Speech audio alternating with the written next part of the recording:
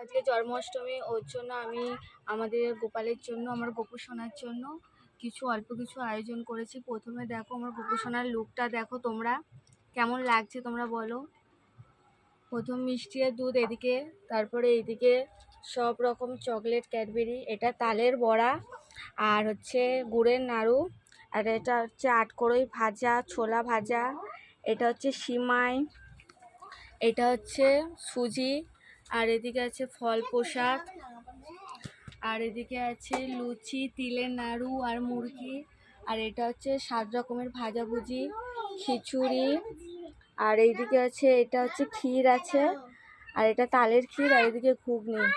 তো আজকে আমার গোপু সোনার জন্য এইটুকুই আয়োজন করেছি। তোমাদের সবার নিমন্ত্রণ রইল, তোমরা সবাই আসবে আমার গোপু সোনার প্রসাদ খেতে, জন্মদিনে খেতে।